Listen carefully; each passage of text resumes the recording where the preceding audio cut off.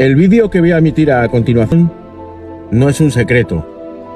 Simplemente lo he cogido de esta plataforma para que lo veáis, porque quiero que veáis lo que yo he visto, que sintáis lo que yo he sentido. Todo el mundo conocemos la historia del Titanic. Sabíamos que había dos barcos, uno gemelo que se llamaba el Olympic, y que hicieron algún tipo de trapicheo. Pero nunca supimos el por qué se hizo todo esto. ¿Qué razón tenía? La parte final del vídeo me ha dejado asombrado. Y es tal y como está pasando las cosas ahora. Y hemos estado más de 100 años engañados. Imagínate, con la capacidad que hay ahora y los adelantos, lo engañados que estamos ahora. Echa un vistacito al vídeo, te va a gustar. La mayor obra de ingeniería hecha por el ser humano moderno, el buque Titanic, al que llamaron el insumergible, el que ni Dios podía hundir, se hundió en su primer viaje inaugural. Y como siempre, la historia la conocemos por las películas. En este caso, muchas y muy taquilleras, quedando todo en una simple y romántica historia de amor. Pero algo no cuadra en esta historia, y es pura física. La versión oficial dice que el Titanic rozó, que no chocó, contra un iceberg, que le produjo al pasar una brecha en el casco de 120 metros de largo. Pero el hielo submarino de un iceberg jamás puede producir una grieta así en un casco de acero de doble plancha de 2,5 centímetros. Y al investigar un poco el tema, comienzan las sorpresas que no son tan conocidas.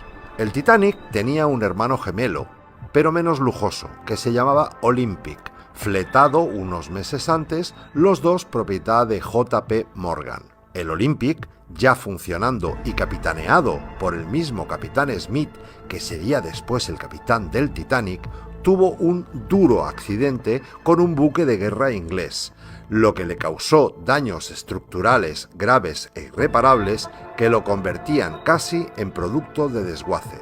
Pero su propietario, JP Morgan, no había asegurado el Olympic y tenía que hacerse cargo de la reparación de las dos naves.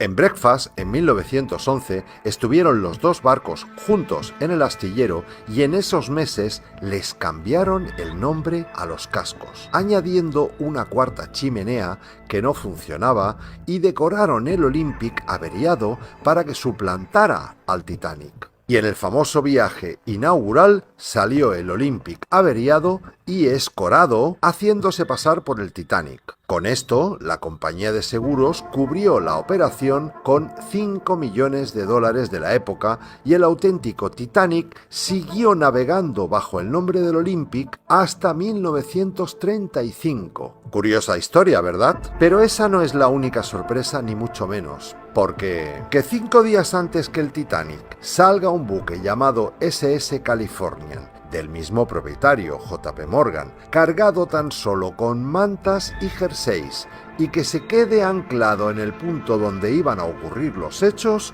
es curioso. Que antes de que zarpe el Titanic retiren la mitad de todos los botes y chalecos salvavidas es inquietante. Que el capitán Smith, con 25 años de experiencia y perfecto conocedor de la ruta, se desvíe de su destino y desoiga 7 alertas por iceberg es raro. Que el vigía no disponga de su principal herramienta, unos prismáticos, es ridículo.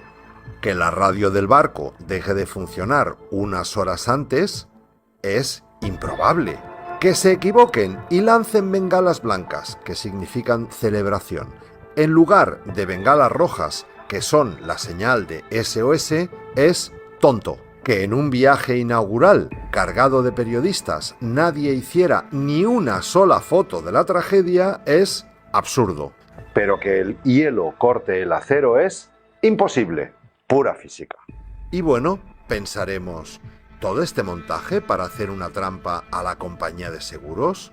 No, desde luego, lo que aquí se estaba jugando era la creación de la Reserva Federal, donde la mitad de los grandes hombres de negocios del momento, como las familias Rockefeller, Rothschild, Morgan, etc., estaban a su favor. Pero la otra mitad, las familias Aston, Guggenheim y Strauss, lo veían como una auténtica locura. Pues bien, los que estaban a favor, como JP Morgan, como dueño y a pesar de ser el viaje inaugural de su barco, deciden a última hora no embarcar tanto él como unos 50 amigos suyos y miembros de la naviera, llegando algunos de ellos a dejar sus enseres personales y personal de servicio dentro. Y murieron, casualmente, todos aquellos que estaban en contra de la creación de la Reserva Federal. Al año siguiente, 1913, y sin oposición, se reunieron los banqueros supervivientes y crearon la Reserva Federal.